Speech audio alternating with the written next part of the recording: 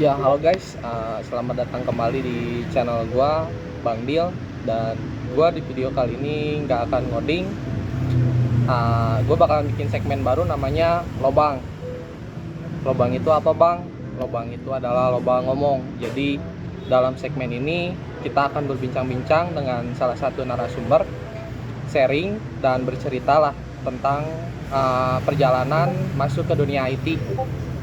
Nah, dalam episode lobang pertama ini, gue bakalan ngundang temen gue yang belajar otodidak dan tanpa ijazah bisa masuk ke dalam IT konsultan, dan saat ini kerja di salah satu konsultan IT yang ada di Bandung.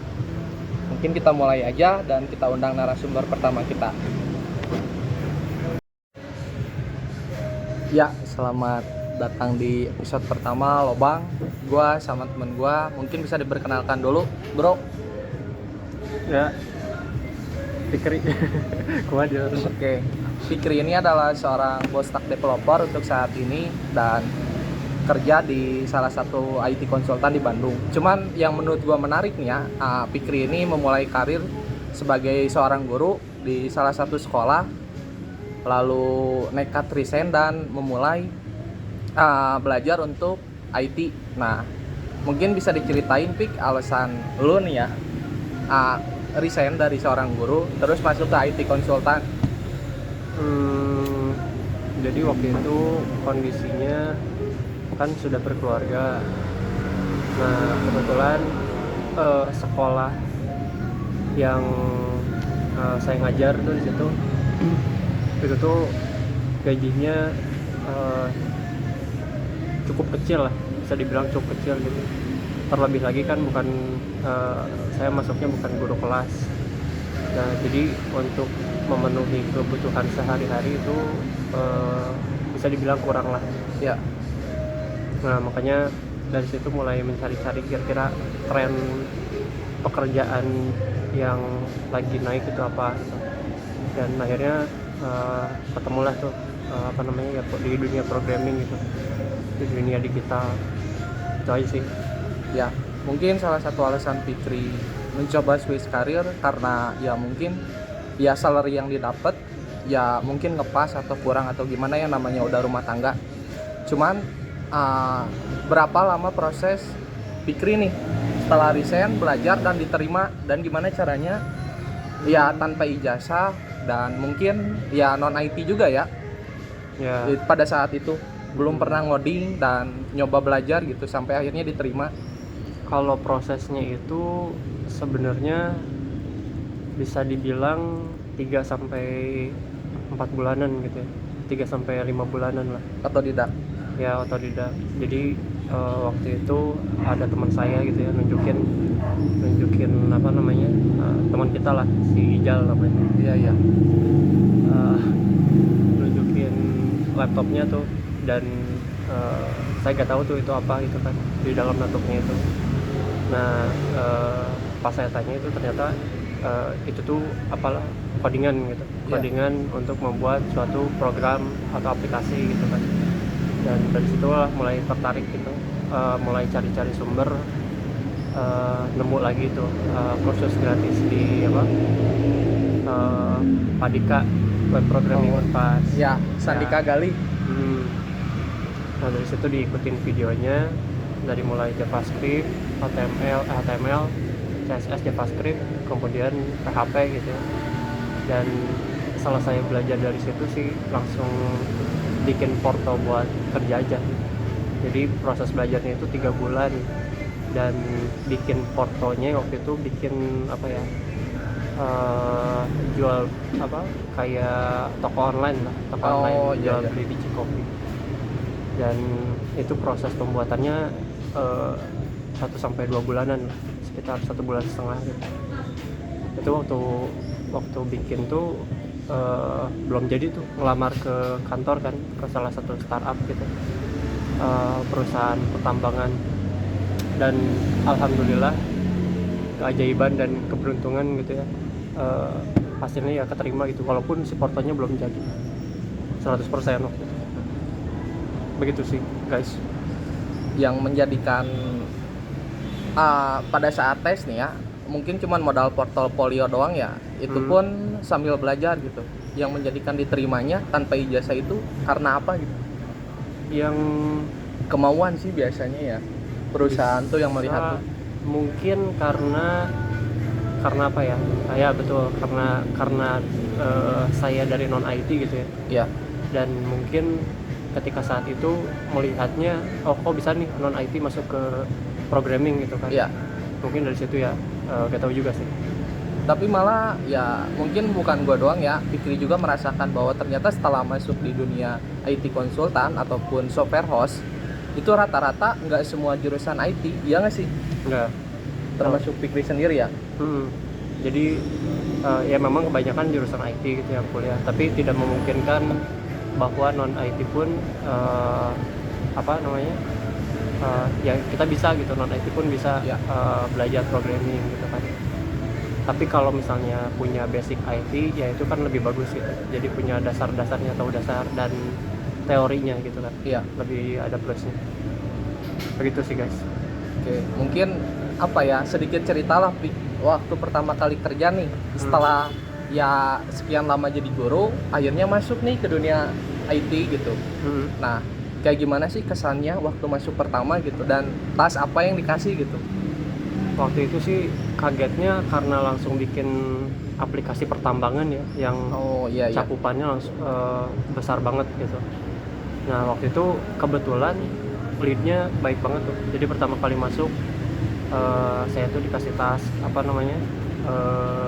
saya belum paham betul kan nama stacknya tuh Quasar gitu. Quasar tuh frameworknya Vue.js. Oh iya iya. Dan backendnya pakai Lumen waktu itu. Jadi PHP versi Laravel versi lightnya lah. Nah awal masuk tuh saya nggak bisa banget tuh Vue.js sama Laravel sama Lumen tuh. Tapi untungnya si leadnya tuh baik lah gitu. Dia ngerangkul. Makanya ketika pertama masuk tuh tas saya tuh cuma mindahin button ke tengah doang ketika jadi junior beneran. Iya.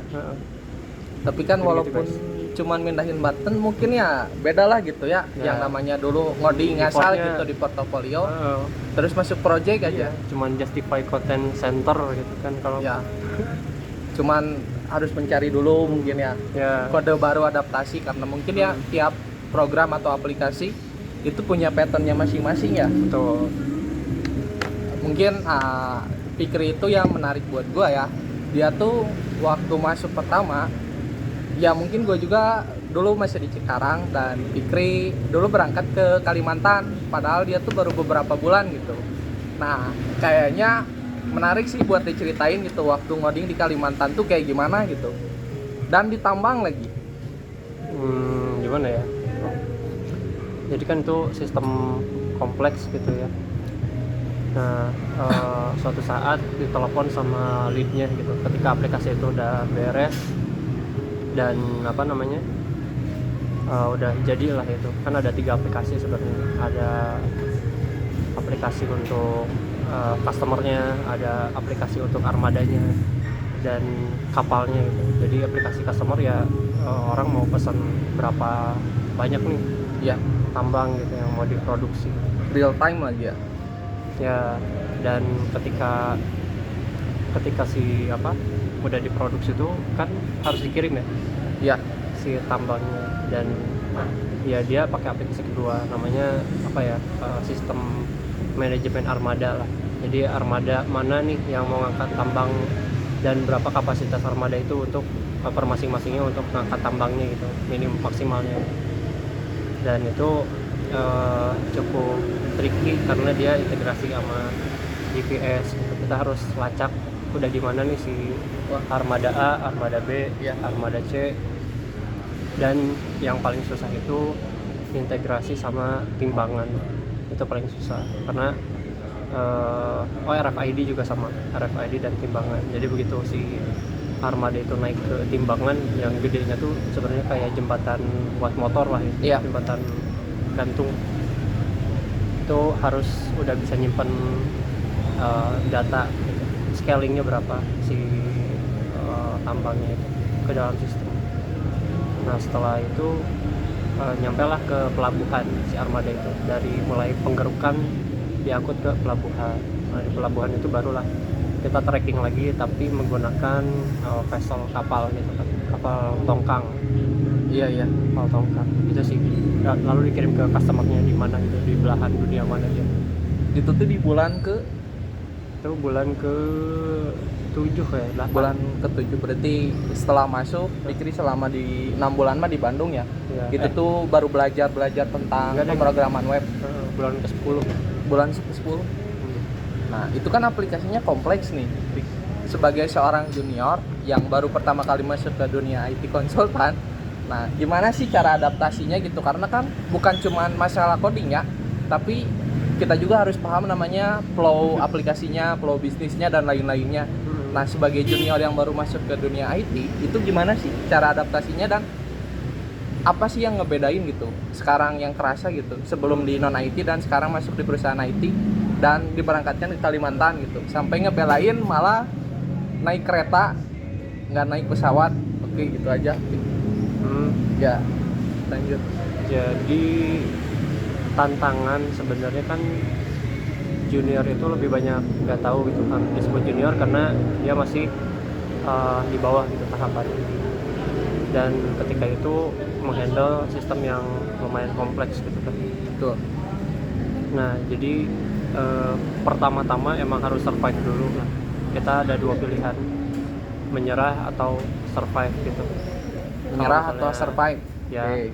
kalau misalnya menyerah ya waktu itu juga sempat ada pikiran kayak gitu, karena apa ya, karena tantangannya gitu ketika junior itu cukup berat. Ya. Belum lagi kita harus memahami codingan orang, codingan tech lead kita mungkin kalau ada seniornya.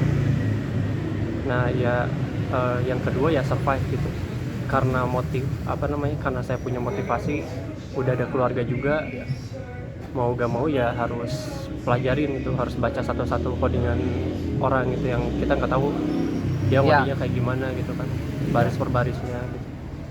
Dan itu sih yang buat saya survive sampai sekarang gitu. Jadi harus ada motivasi yang pertama gitu, untuk menguatkan diri sendiri, tekad yang kuat. Oke. Ya, pokoknya mah menurut gua ya, sebagai seorang junior tuh jangan takut lah ibaratnya mah. Jadi jangan minder apapun kalian gitu, berasal dari IT atau non IT. Kalau menurut gua itu bukan jaminan untuk kalian bisa masuk atau enggak ke dalam perusahaan IT, karena ada beberapa contoh mungkin Fikri juga tahu, karena ya ada beberapa yang mempunyai ijazah dan punya pengalaman, mungkin masih perlu adaptasi juga gitu, bukan cuma junior gitu, karena ketika masuk semua menurut gue sama rata ya. Itu balik lagi ke kemauan kita untuk adaptasi di dalam project ataupun tempat kerja baru. Mungkin Pik, ada saran atau masukan gak sih buat teman-teman yang non IT nih, pengen juga masuk, bisa switch karir dan bisa dapat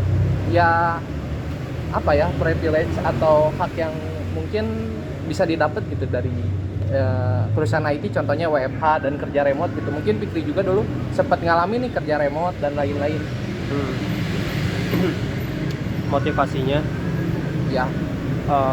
Yang pertama, kalau misalnya mau kerja di dunia IT, kita harus punya motivasi. Yang pertama, tujuan kita itu untuk apa gitu.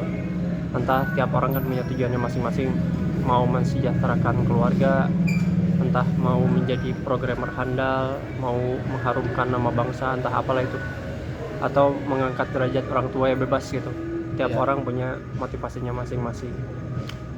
Yang kedua itu konsistensi dalam belajar. Nah, konsistensi dalam belajar ini penting gitu. Kalau misalnya kita nggak konsisten, ya gimana lagi gitu kan. Hari ini belajar A, baru diulang lagi belajar A itu di minggu depannya gitu. Itu kan nggak membuahkan progres gitu kan, nggak membuahkan hasil entarnya gitu. Jadi kepotong-potong belajarnya.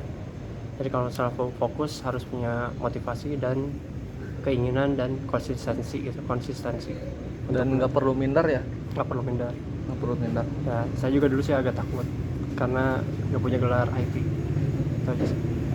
Ya pokoknya ya mungkin yang garis juga yang gue garis di bawah ya, jangan minder karena apa ya, karena mungkin bisa diceritain lah Pri, beberapa pengalaman yang mungkin ya bukan maksudnya gimana ya, tapi emang fakta, ada beberapa fakta yang membuktikan bahwa ya lulusan IT pun masih susah gitu untuk masuk. Ya kalau sebenarnya kalau rasa takut emang ada gitu ya, rasa takut. Apalagi dulu saya mutusin resign benar-benar bulat gitu kan, Ya. tanpa ada pengganti kerjaan baru. Dan punya keluarga lah. Ya, dan waktu itu hampir 2 bulan tuh nganggur, dari resign ke kerjaan baru, dari jadi guru ke kerjaan baru yang di IT konsultan.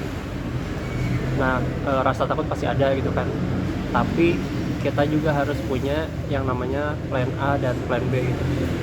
Kalau misalnya kita nggak keterima di IT nih, atau ternyata kita emang nggak kuat lah, atau kita nggak bisa gitu, ya berarti kita ambil plan B-nya gitu. Tapi kalau misalnya kita yakin nih dan percaya dengan kemampuan diri sendiri gitu, bahwa kita bisa konsisten, bisa belajar dan membuat portfolio, ya maju terus gitu. Jadi semangat, harus bisa menguatkan diri akan konsistensi belajar gitu. Oke, terima kasih banyak Bang Fikri, dan Ya, kopinya mudah-mudahan juga ya ngopi dulu Bang. Oh iya, ini ditraktir Padil ya guys. Pokoknya tetap semangat, dan semoga ya teman-teman yang punya keinginan untuk masuk ke IT konsultan dari non IT gitu, semoga bisa mencapai itu dan lancar terus, semangat pokoknya. Terima kasih, sampai jumpa di episode Lobang selanjutnya. 1 juta subscriber. Pokoknya yang suka sama video ini tinggal komen aja di bawah caranya lobang bang, itu aja ya. Oke, terima kasih.